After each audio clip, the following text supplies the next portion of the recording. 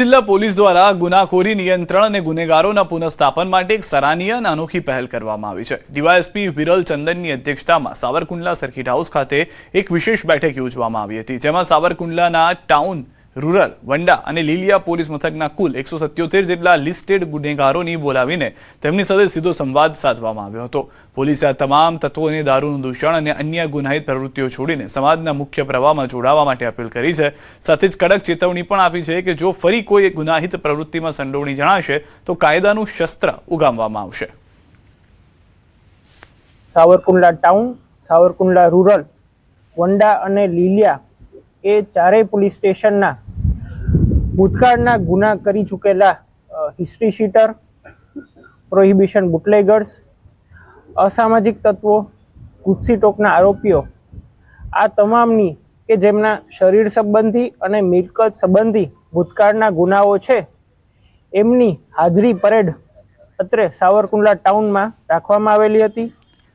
વલસાડના ધરમપુર તાલુકાના કોસીમપાળા ગામમાં ગાંજાની ગેરકાયદેસર ખેતીનો પર્દાફાશ થયો છે। વલસાડ એસઓજીને મળેલી ચોક્કસ બાતમીના આધારે કરવામાં આવેલી કાર્યવાહીમાં ખેતીની જમીનમાંથી 20 લીલા ગાંજાના છોડ જપ્ત કરવામાં આવ્યા છે। પોલીસે અંદાજે રૂપિયા 9.55 લાખનો મુદ્દામાલ કબજે કરી એક શખ્સની ધરપકડ કરી છે। આરોપી કેટલા સમયથી ગાંજાની ખેતી કરતો હતો, ગાંજાની સપ્લાય કોને થવાની હતી અને આ સમગ્ર નેટવર્કમાં અન્ય કોણ સંડોવાયેલું છે તે દિશામાં ધરમપુર પોલીસે વધુ તપાસ શરૂ કરી છે। गांव में एक एनडीपीएस का प्लांटेशन है ऐसे, तो उस इंफॉर्मेशन और उस इंटेल के मुताबिक वो वहाँ रेड किया वो जगह पे, एंड जगह में ऐसे मिला 20 पौधे मिला एनडीपीएस में गांजा का पौधे, एंड उसका वजन अराउंड 19 किलोग्राम थे। तो वहाँ वो रेड करने के बाद 19 किलोग्राम का गांजा पकड़ा, જેમાં નકલીનો રાફડો ફાટ્યો છે। નકલી વરિયાળી બાદ નકલી મસાલા ગોંડલમાંથી મળ્યા છે। નકલી લાખોનો મસાલો ઝડપાયો છે। પાટણમાંથી નકલી દારૂ ઝડપાયો છે। તમારી રસોઈમાં સ્વાદ વધારતો મસાલો ક્યાંક બીમારીનો ડોઝ તો નથી ને? જો તમે બજારમાં મળતા મસાલાનો ઉપયોગ કરતા હો તો ચેતી જજો, કારણ કે રાજકોટના ગોંડલમાંથી પ્રજાના સ્વાસ્થ્ય સાથે ખેલ કરતું વધુ એક કાળું કારસ્તાન ઝડપાયું છે। ગોંડલના ગુંદાળા ગામની સીમમાં ધમધમતી ભેળસેળયુક્ત મસાલાની ફેક્ટરીનો પર્દાફાશ થયો છે। જેપી મસાલા નામની ફેક્ટરી પર પોલીસ અને ફૂડ વિભાગે ત્રાટકીને લાખો રૂપિયાનો શંકાસ્પદ જથ્થો ઝડપી પાડ્યો। સવાલ એ છે કે આખરે મસાલાના નામે તૈયાર શું થતું હતું? ધાણા જીરુંનું ભૂસું, મકાઈનો લોટ, પામોલીન તેલ અને તેમાં હાનિકારક કૃત્રિમ કલરનું મિશ્રણ, આ તમામ વસ્તુઓ ભેળવીને તૈયાર કરાતો હતો નકલી મસાલો, અને પછી આ ભેળસેળનો માલ બજારમાં પહોંચાડાતો હોવાનો ખુલાસો થયો છે। દરોડા દરમિયાન ફેક્ટરીના ગોડાઉનમાંથી 41,91,000 રૂપિયાનો મુદ્દામાલ સીઝ કરવામાં આવ્યો છે।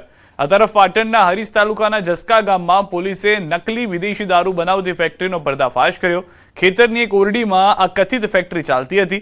આ ફેક્ટરીમાંથી વિદેશી દારૂના કથિત નકલી સ્ટીકર તેમજ દારૂ બનાવવા માટેનો મુદ્દામાલ મળી આવ્યો છે।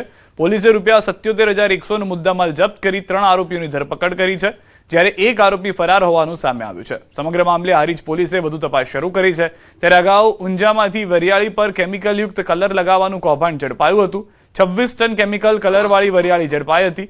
19 લાખના જથ્થા સાથે 2 લોકોની ધરપકડ કરાઈ હતી। ફૂડ સેફ્ટી લાયસન્સ વગર ચાલતો હતો ધંધો। ખોરાક અને ઔષધ નિયમન તંત્રની ફ્લાઇંગ સ્કોડની આરોગ્ય સાથે ચેડા કરનારાઓ સામે કડક કાર્યવાહી। હવે સવાલ એ ઉઠી રહ્યા છે કે આમ લોકોના આરોગ્ય સાથે ક્યાં સુધી રમત થતી રહેશે? આવી નકલી ફેક્ટરી કેટલી છે?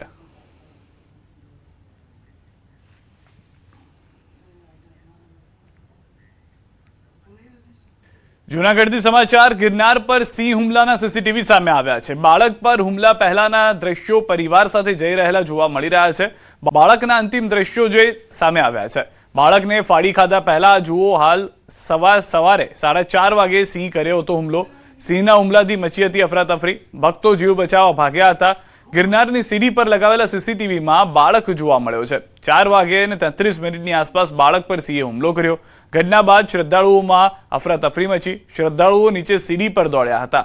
હાલમાં જે બાળક પર હુમલો કરવામાં આવ્યો હતો, અંદાજિત 12 વર્ષનું એ બાળક, એ સમય જ્યારે હુમલો થયો તેની થોડી જ ક્ષણ પહેલાના દ્રશ્યો જે છે તે સીસીટીવીમાં કેદ થયા છે। પરિવારજનો સાથે બાળક ધીમે ધીમે આગળ વધી રહ્યો છે અને અચાનક આ દરમિયાન જ સિંહ હુમલો કરી દે છે। તો જૂનાગઢના ગિરનાર પર્વત પર શ્રદ્ધાળુ બાળક પર સિંહના હુમલાની કાળજુ કંપાવી દે તેવી ઘટનાના સીસીટીવી ફૂટેજ સામે આવ્યા. વહેલી સવારે પરિવાર સાથે જઈ રહેલા માસૂમ બાળકના અંતિમ દ્રશ્યો છે, જેના થોડી જ મિનિટ બાદ સિંહે તેના પર જીવલેણ હુમલો કર્યો. ગિરનારની પરિક્રમા અને યાત્રા દરમિયાન બનેલી આ ઘટનાએ સમગ્ર ગુજરાતને હચમચાવી નાખ્યું છે. ગિરનારની સીડીઓ પર લગાવેલા સીસીટીવી કેમેરામાં માસૂમ બાળક પોતાના પરિવાર સાથે શાંતિથી નજરે પડી રહ્યો છે. કોઈને અંદાજ પણ નહોતો કે આગામી થોડી ક્ષણમાં શું થવાનું છે. વહેલી સવારે 4:30 વાગે અંધારાનો લાભ લઈને સિંહે આ બાળક પર ઓચિંતો અને ભયાનક હુમલો કરી દીધો. સિંહે માસૂમને પોતાની પકડમાં લીધો અને તેને ફાડી ખાધો. ઘટના બાદના પણ એક સીસીટીવી સામે આવ્યા છે. આ હૃદયદ્રાવક ઘટના બાદ વન વિભાગ દ્વારા હુમલો કરનાર સિંહ સહિત અન્ય 2 સિંહોને તાત્કાલિક પાંજરે પૂરવામાં આવ્યા હતા. 24 કલાક બાદ ફરી ગિરનાર પર અવરજવર શરૂ કરાઈ છે. બાળક પર સિંહના હુમલા બાદ અવરજવર બંધ કરાઈ હતી. પર્વત શ્રદ્ધાળુઓની અવરજવર શરૂ થતા શ્રદ્ધાળુઓ પણ હાલમાં દર્શને જઈ રહ્યા છે. આગાહીકાર અંબાલાલ પટેલની આગાહી આવતીકાલથી મેઘરાજાનો બીજો રાઉન્ડ શરૂ થશે. 13 તારીખથી લઈ અને 16મી તારીખ સુધી વરસાદી ઝાપટા પડશે. 13 અને 14મીએ બંગાળ ઉપસાગરમાં સિસ્ટમ બનશે. સિસ્ટમની અસર પૂર્વ ભારતમાં થશે. રથયાત્રાના દિવસે પડશે છાંટા. અમદાવાદમાં હળવો વરસાદ પડી શકે છે. આગાહીકાર અંબાલાલ પટેલની આગાહી છે કે 17-18ના બીજી સિસ્ટમ એક સક્રિય થશે, જેની અસર ગુજરાતમાં થશે. ઉત્તર ગુજરાતમાં ભારે વરસાદ પડશે. મહેસાણા, અરવલ્લી, બનાસકાંઠા, સાબરકાંઠામાં પડશે વરસાદ. પંચમહાલમાં પણ પડશે ધોધમાર વરસાદ. વડોદરા, મહીસાગર, તાપીના ભાગોમાં પડશે ભારે વરસાદ. 17થી 23મી સુધી વરસાદ ભૂક્કા બોલાવશે. તો આગાહીકાર અંબાલાલ પટેલની આગાહી છે કે 22મી બાદ દક્ષિણ ગુજરાતમાં મેઘો જામશે. 24મી થી 26મી સુધી દક્ષિણ ગુજરાતમાં વરસાદ પડશે. 2 દિવસ પૂર આવે એવો વરસાદ પડશે. અંબાલાલ પટેલે 27 થી 30મી સુધી પણ સૌરાષ્ટ્રમાં વરસાદ જામશે તેવી આગાહી કરી છે. દ્વારકા, પોરબંદર, જામનગરમાં પડશે વરસાદ. કચ્છમાં પણ મેઘો તૂટી પડશે. હવે તારીખ 13 થી 16માં વરસાદી ઝાપટા પડવાની શક્યતા રહેશે. આ વરસાદી ઝાપટા લોકલ સિસ્ટમના કારણે ભિન્ન ભાગોમાં પડવાની શક્યતા રહેશે. તારીખ 13-14માં લગભગ બંગાળ ઉપસાગરમાં એક સિસ્ટમ બનવાની શક્યતા રહેશે. જો કે આ સિસ્ટમની અસર પૂર્વ ભારતના ભાગોમાં થવાની શક્યતા રહેશે. બીજી એક સિસ્ટમ તારીખ 17-18માં બંગાળ ઉપસાગરમાં બનવાની શક્યતા રહેશે, જેની અસર ગુજરાતના ભાગો તરફ થવાની શક્યતા રહેશે. જેના કારણે લગભગ ઉત્તર ગુજરાતના ભાગો, મહેસાણાના ભાગો, આ ઉપરાંત લગભગ બનાસકાંઠાના ભાગો, સાબરકાંઠાના ભાગો, અરવલ્લીના ભાગોમાં પણ વરસાદ થવાની શક્યતા રહેશે. પંચમહાલના કેટલાક ભાગોમાં પણ વરસાદ થવાની શક્યતા રહેશે. કોઈ ભાગમાં ભારે વરસાદ થવાની શક્યતા રહેશે. વડોદરાના ભાગો, મધ્ય ગુજરાતના ભાગો અને મહીસાગરના ભાગોમાં પણ વરસાદ થવાની શક્યતા રહેશે. તાપીના ભાગોમાં પણ વરસાદ થવાની શક્યતા રહેશે. કોઈ ભાગમાં ભારે વરસાદ થવાની શક્યતા રહેશે. તારીખ 17થી 23માં જુદા જુદા ભાગોમાં વરસાદ થવાની શક્યતા રહેશે. પરંતુ તારીખ 22 બાદ દક્ષિણ ગુજરાતના ભાગોમાં ભારેથી અતિભારે વરસાદ થવાની શક્યતા રહેશે. અને તારીખ લગભગ 24, 25 અને 26માં મુંબઈના ભાગોમાં વરસાદ થવાની શક્યતા રહેશે. આ દશામાં દક્ષિણ ગુજરાતના ભાગોમાં પણ વરસાદ થવાની શક્યતા રહેશે. અતિ ભારે વરસાદથી નદીઓમાં પૂર આવવાની શક્યતા પણ રહી શકે. તારીખ 27થી 30 જુલાઈમાં પણ વરસાદ થવાની શક્યતા રહેશે. આ વરસાદ સૌરાષ્ટ્રના ભાગો, પશ્ચિમ સૌરાષ્ટ્રના ભાગો, દ્વારકાના ભાગો, પોરબંદરના ભાગો, જામનગરના ભાગોમાં પણ થવાની શક્યતા રહેશે. ઉત્તર સૌરાષ્ટ્રના ભાગોમાં પણ થવાની શક્યતા રહેશે. કચ્છના ભાગોમાં પણ થવાની શક્યતા રહેશે. સૌરાષ્ટ્રના અલગ અલગ ભાગોમાં પણ થવાની શક્યતા રહેશે. ઉત્તર ગુજરાત, મધ્ય ગુજરાત અને પૂર્વ ગુજરાતના ભાગોમાં પણ વરસાદ થવાની શક્યતા રહેશે.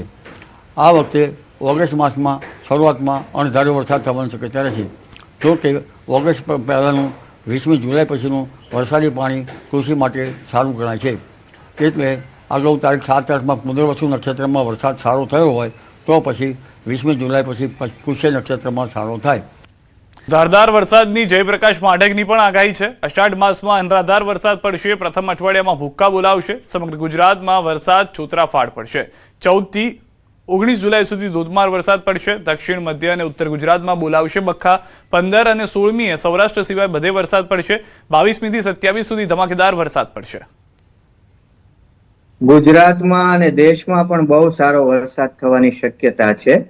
અને અષાઢ માસના શુક્લ પક્ષમાં એટલે પ્રથમ પખવાડિયામાં બાકી રહી ગયેલા કચ્છ, ઉત્તર ગુજરાત, મધ્ય ગુજરાતના ભાગો અને સૌરાષ્ટ્ર અને પૂર્વ ગુજરાતના ભાગોમાં પણ સારો વરસાદ થઈ જવાની શક્યતા રહેલી છે. એમાં તારીખોની વાત કરીએ તો જળરાશિ કર્કમાં ગુરુ અને ચંદ્ર ભેગા થવાથી તારીખ 14 જુલાઈ થી 17 જુલાઈમાં અને સિંહ રાશિમાં વૃષ્ટિકારક ગ્રહો ચંદ્ર અને શુક્ર સાથે રહેવાથી 18-19 જુલાઈમાં વરસાદ થવાની સંભાવના રહે છે. એટલે કે 14 થી 19 જુલાઈમાં વરસાદ થવાની શક્યતા છે.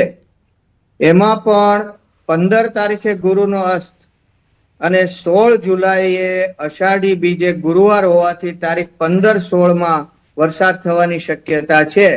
અષાઢી બીજે ગુરુવાર વિશે એવું કહેવાય છે કે ઘર અષાઢી બીજડી નિમે નિરખી જોઈ, સોમ શુક્ર ને સુરગુરુ જળબંબારણ હોય.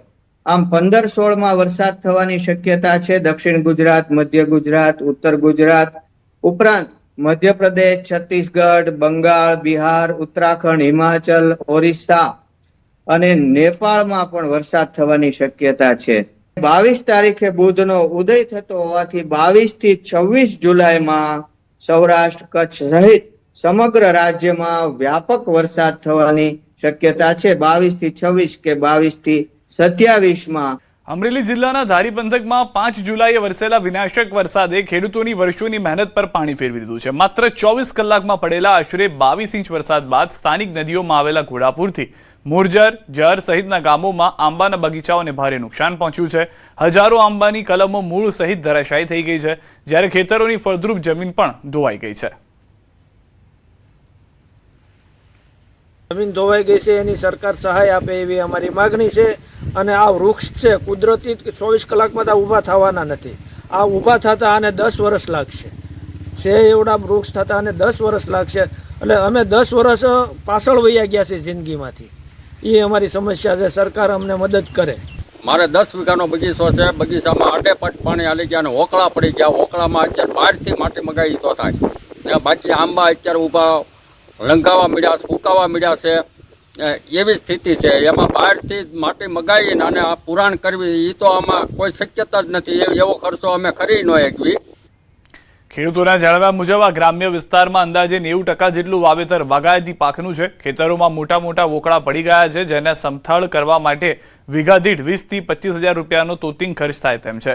ગરીબ અને મધ્યમ વર્ગીય ખેડૂતો માટે આ ખર્ચ ઉપાડવો અશક્ય છે.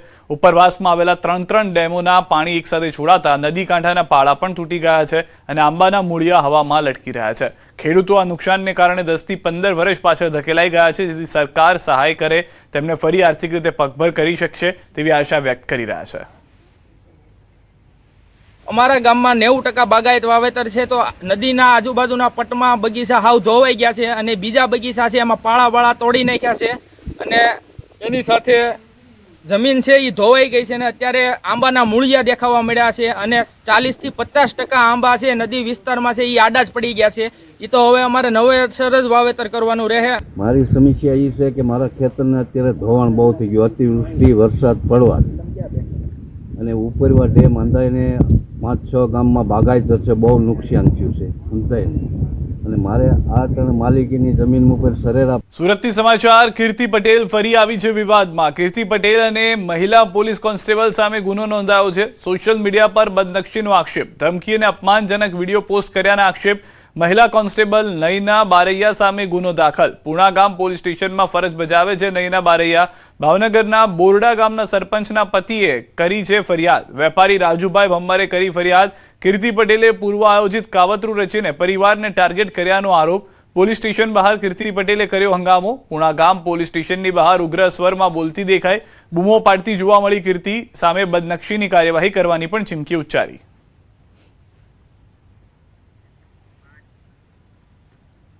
લે બદનસીનો દાવો કરવો છે. પેલા કોકને બદનામ કરો તો બદનામ જ થાવ. તમારી આરતી નો ઉતારવાની હોય, આરતી. અને પ્રેમ કર્યો તો ને અને રાખતો તો ને તો મને પૂછીને નતો રાખતો. હાલી નીકળતા તો બાયડીના ઓલા પડખા લેસ. હાલી છૂટો છો ની કોઈ ખોટી ફરિયાદ લીધી ને તો પેલા મારી લેવી પડશે. ખોટી ગાંઠા પોલીસ સ્ટેશનમાં મને બદનામ કરી ને એની. હો કાયદા કાનૂન ખબર પડે ને ન ભણ પાછો લે પોલીસ સ્ટેશનમાં જાવું છે પાછી બચારાને. હે બદનસીના દાવા કરવા કોર્ટથી થાય. હાલ તું ને હું હારે દાખલ કરી, તે મને કરી, મેં તને કરી. હે વાત ગઈ સિમ્પલ. તું મારી આરતી ઉતાર તો હું તારી ઉતારું. હાલ જો ભાઈ પુણા પોલીસ સ્ટેશન ની બહાર આવીને ઊભી છું અહીંયા આગળ. ઓલો રાજુ પેલા દાઠા પોલીસ સ્ટેશન માં જાય છે ખોટી ખંડણીની ફરિયાદ કરવા, અને એનો બાપ હવે અહીંયા આવે છે. અહીંયા જ ઊભી છું, ફરિયાદ કરવા હોય તો આવી ચાલ. હાલ એટલે હું મારો બદનસીનો દાવો દાખલ કરું. છોકરીઓને બદનામ કરો છો અહીંયા આગળ આવીને. હાલી છૂટા છો અને અહીંયા કોઈ ફરિયાદ લેશે ને હું જો મારી ફરિયાદ દાખલ કરો. અમરેલી જિલ્લાના ખાંભા પોલીસને ગેરકાયદેસર હથિયારોની હેરાફેરીના કેસમાં મહત્વની સફળતા મળી છે. પોલીસે મધ્યપ્રદેશના એક શખ્સને હથિયાર સાથે ધરપકડ કરી છે. ખાનગી બાતમીના આધારે ડેડાણ નજીક વોચ ગોઠવી શખ્સને દેશી બનાવટી પિસ્તોલ, 2 જીવતા કારતૂસ, મોબાઈલ અને એક ચિઠ્ઠી સાથે ઝડપી પાડ્યો છે. પ્રાથમિક તપાસમાં હથિયારની સપ્લાય માટે આવ્યો હોવાનું સામે આવ્યું છે. પોલીસે આર્મ્સ એક્ટ હેઠળ ગુનો નોંધી સમગ્ર નેટવર્ક સુધી પહોંચવા માટે વધુ તપાસ શરૂ કરી છે. એમની પાસે એક વગર લાયસન્સનું હથિયાર હોવાનું છે. જે બાતમીના આધારે એમના દ્વારા અને એમની ટીમ દ્વારા આજે શખ્સ જ્યારે ડેડાણમાં પહોંચ્યા ત્યારે એમની પકડવામાં આવ્યા હતા, અને જ્યારે એમની પાસેથી ચેક કરવામાં આવ્યું ત્યારે એમની પાસેથી એક વગર લાયસન્સની દેશી બનાવટની મેગઝીનવાળી પિસ્ટલ, 2 લાઈવ રાઉન્ડ, એક મોબાઈલ અને એક ચિઠ્ઠી મેળવવામાં આવ્યા હતા. અહીંયા આ સેનામાં કોણે મંગાવ્યું હતું તથા એનો શું ઉપયોગ કરવાના હતા એ બાબતે ખાંભા પોલીસ સ્ટેશનમાં ગુનો રજીસ્ટર કરી અને તપાસ આગળ વધારવામાં આવી છે. જૂનાગઢથી વેલ માછલીની ઉલટીનો જથ્થો ઝડપાયો છે. બુધેલ ખાર વિસ્તારની પડતર જગ્યામાં એસએમસીએ કરી હતી રેડ દરમિયાન કરોડોની કિંમતનો એમ્બરગ્રીસનો જથ્થો ઝડપાયો છે. સ્થળ પરથી 4.306 કિલોગ્રામ એમ્બરગ્રીસ જપ્ત કરવામાં આવી છે. એમ્બરગ્રીસ સાથે 7 શખ્સો ઝડપાયા છે. એમ્બરગ્રીસનો અત્તર અને દવાઓ બનાવવામાં ઉપયોગ વન વિભાગે વધુ તપાસ હાથ ધરી છે. આગળની કાર્યવાહી શરૂ કરી છે. ઝડપાયેલા તમામ આરોપીઓને કોર્ટમાં રજૂ કરવામાં આવ્યા છે. તો હાલમાં જોઈ રહ્યા છો તે પ્રમાણે સ્થળ પરથી મોટી સંખ્યામાં લોકો પણ ઝડપાયા અને એમ્બરગ્રીસનો જથ્થો પણ મળી આવ્યો છે. સામાન્ય રીતે એમ્બરગ્રીસનો ઉપયોગ જે છે તે સ્પર્મ વેલ માછલીનો શેડ્યુલ 1માં સમાવેશ કરવામાં આવેલો છે અને કાયદાકીય સર્વોચ્ચ રક્ષણ મળેલું છે. તેમ છતાં તેનો ઉપયોગ જે છે તે ખોટી રીતે કરવામાં આવતો હોવાની જાણકારી છે. આ વેલ માછલીની ઉલટી છે જે એમ્બરગ્રીસ તરીકે ઓળખાય છે, જેનો ઉપયોગ લક્ઝરિયસ પરફ્યુમમાં થાય છે, જેની ઇન્ટરનેશનલ માર્કેટ વેલ્યુ ખૂબ ઊંચી આંકવામાં આવે છે. તેમજ આમાં સજાની જોગવાઈ વન્ય પ્રાણી સંરક્ષણ અધિનિયમ 1972ની કલમ 51 મુજબ 3 થી 7 વર્ષની સજાની જોગવાઈ છે. અને આ આરોપીઓ 2 ભાવનગર સિટી વિસ્તારના તેમજ 2 આરોપી મૂળ જે 2 આરોપી છે જ્યાંથી આપણને એમ્બરગ્રીસ એ લોકોએ કવર કર્યું હતું તે ખરસલિયા ગામના છે, ભાવનગર જિલ્લાના વતની છે. અમદાવાદના ખોખરા વિસ્તારમાં પ્રેમ પ્રકરણની અદાવતમાં એક યુવક પર છરી વડે હુમલો કરવામાં આવ્યો હતો, જેની ઘટનાને લઈને યુવકની છાતીમાં છરી ફસાઈ જતા તેને તાત્કાલિક 108 એમ્બ્યુલન્સ મારફતે હોસ્પિટલ ખસેડવામાં આવ્યો, જ્યાં સારવાર બાદ તેનો જીવ બચાવવામાં આવ્યો. પોલીસ તપાસમાં સામે આવ્યું છે કે 6 મહિના અગાઉ યુવક અને આરોપીના પરિવારની યુવતી વચ્ચે પ્રેમ સંબંધનો મામલો હતો, જે બાદ સમાજમાં સમાધાન થઈ ગયું. જોકે જૂની અદાવત રાખી આરોપીએ યુવક સાથે ઝઘડો કરી છરી વડે હુમલો કર્યો. ખોખરા પોલીસે હત્યાના પ્રયાસનો ગુનો નોંધી મુખ્ય આરોપીની ધરપકડ કરી છે, જ્યારે તેના સાથી આરોપીની શોધખોળ ચાલુ છે. મુખ્ય આરોપી જે તેણે અને અન્ય જે આરોપી જે જતીન છે એની સાથે મળીને ખોખરા સર્કલ પાસે માથાકૂટ કરેલી હતી અને છાતીના ભાગે છરી મારેલી હતી, જેના આધારે ભોગ બનનારની માતાની ફરિયાદ લઈને અટેમ્પ્ટ ટુ મર્ડરનો ગુનો દાખલ કરવામાં આવ્યો છે અને એમાં જે મુખ્ય આરોપી છે એનું ધરપકડ કરવામાં આવેલી છે અને હાલમાં જે ભોગ બનનાર છે એ ભોગ બનનાર સિવિલ હોસ્પિટલમાં એડમિટ છે. અમદાવાદ શહેરના સંવેદનશીલ વિસ્તાર પૈકીના એક એવા પાંચકુવા વિસ્તારમાં નવીન પોલીસ ચોકીનું શહેર પોલીસ કમિશનરના હસ્તે ઉદ્ઘાટન કરવામાં આવ્યું. કાલુપુર પોલીસ સ્ટેશન અંતર્ગત આવતા પાંચકુવા દરવાજા નજીકની 1932માં બનેલી અને અત્યંત જર્જરિત થઈ ગયેલી 94 વર્ષ જૂની પોલીસ ચોકી સંપૂર્ણ નવી બનાવવામાં આવી છે. પોલીસ ઉપરાંત સ્થાનિક લોકો દ્વારા કરાયેલી નાણાકીય સહાય હેઠળ જનભાગીદારીથી આ ચોકીનું નિર્માણ કરવામાં આવ્યું છે. આ નવીન ઇમારતમાં 20 જેટલા પોલીસનો સ્ટાફ તૈનાત રહેશે. કાલુપુર પોલીસ સ્ટેશનની સર્વેલન્સ સ્ક્વોડ પણ કાર્યરત રહેશે. આ પાંચકુવા જો ચોકી છે આ 1932 એટલે લગભગ 94 વર્ષથી કાર્ય ચોકી છે. થોડા જર્જરિત થઈ ગઈ હતી જોઈએ અને આ વિસ્તાર અમને માટે સૌથી અગત્યનો વિસ્તાર છે, જ્યાં પબ્લિકમાં વિશ્વાસ રહે, કોન્ફિડન્સ બિલ્ડિંગ મેજર તરીકે પોલીસના હાજરીની અહીંયા બહુ જરૂરત રહે છે. એના માટે આજે ફરીથી જો આપણા અહીંયાના જો મહાજન મંડળ અને અહીંયાની સ્થાનિક આગેવાનોના મદદથી આ ચોકીના જીર્ણોદ્ધાર કરવામાં આવેલા અને આજે ખુલ્લા મૂકવામાં આવ્યા. આ વિસ્તારમાં કરીબ 20 જેટલા અમારા અધિકારીઓ અને માણસોની સતત હાજરી રહેશે જોઈએ. છોટાઉદેપુરથી સમાચાર. સ્વર્ગીય મોહનસિંહ રાઠવાનો શ્રદ્ધાંજલિ કાર્યક્રમ. મુખ્યમંત્રી ભૂપેન્દ્ર પટેલ શ્રદ્ધાંજલિ કાર્યક્રમમાં હાજર રહ્યા. ભાજપ પ્રદેશ અધ્યક્ષ જગદીશ વિશ્વકર્મા પણ ઉપસ્થિત રહ્યા. સ્વર્ગીય મોહનસિંહ રાઠવાને શ્રદ્ધાંજલિ આપી. રાઠવા પરિવારને સાંત્વના આપી. ભરૂચના સાંસદ મનસુખ વસાવા સહિત દિગ્ગજ નેતાઓએ પણ હાજરી આપી. પૂર્વ વન મંત્રી અને આદિવાસી દિગ્ગજ નેતા મોહનસિંહ રાઠવાનું 5 જુલાઈએ થયું હતું અવસાન. મોહનસિંહ રાઠવાના પુત્ર રાજેન્દ્રસિંહ રાઠવા હાલ છોટાઉદેપુરના ધારાસભ્ય. તો ભારતીય જનતા પાર્ટીના કાર્યકર્તા તરીકે મારા વિસ્તારના પ્રશ્નો લઈને હું ગુજરાતના ક્યાંય આદિવાસીના પ્રશ્નો લઈને જાઉં અને ખાસ કરીને કરજણ ડેમને અસરગ્રસ્તના પ્રશ્નો એમની પાસે લઈને જાઉં તો એમને ક્યારેય જરા પણ એવું મનમાં વિચાર્યું નથી કે આ મનસુખભાઈ ભાજપના છે. એક પ્રજાનો પ્રતિનિધિ છે ને એ પ્રજાના પ્રશ્નો ઉકેલવાના ભાવથી એ અમારા જેવા લોકોના પ્રશ્નો ઉકેલતા હતા. હું પણ ઈશ્વરને પ્રાર્થના કરું કે આદરણીય સ્વર્ગસ્થ મોહનસિંહ રાઠવા જે એમની આત્માને પરમ કૃપાળુ પરમેશ્વર એમના ચરણોમાં રાખે. જામનગરમાં રાજ્યપાલ આચાર્ય દેવવ્રતની અધ્યક્ષતામાં ગર્ભ સંસ્કાર, ગર્ભ વિજ્ઞાન પ્રશિક્ષણ દીક્ષાંત સમારોહ અને રાષ્ટ્રીય સંગોષ્ઠીનું આયોજન કરવામાં આવ્યું હતું. સંગોષ્ઠીનું આયોજન દરમિયાન ચેમ્બર ઓફ કોમર્સના ધીરુભાઈ અંબાણી વાણિજ્ય ભવન ખાતે યોજાયેલા કાર્યક્રમમાં રાજ્યમંત્રી રેવાબા જાડેજા સહિત આયુર્વેદ ક્ષેત્રના અગ્રણીઓ ઉપસ્થિત રહ્યા હતા. जबकि हमारे यहाँ गर्भाधान संस्कार महापवित्र संस्कार है, आने वाले समाज की निर्माण की नींव का संस्कार है. ભાવિ પેઢીમાં અત્યારની જનરેશનમાં આપણા સાહિત્ય જે એક સાયન્ટિફિકલ પ્રૂવન બાબત છે એને આપણે યોગના માધ્યમથી, આયુર્વેદના માધ્યમથી, પંચકર્મના માધ્યમથી અને ગર્ભ સંસ્કારના માધ્યમથી આગળ વધારી શકીએ. કેમ કે ફક્ત બાળકને જન્મ આપવો કાફી નથી. એ બાળક ખૂબ ચારિત્રવાન બને અને આ દેશની સેવા, સમાજની વ્યવસ્થા અને માતા પિતા અને પરિવારજનોનું નામ રોશન કરે એ પણ એટલું જ ખૂબ જ જરૂરી બનતું હોય છે.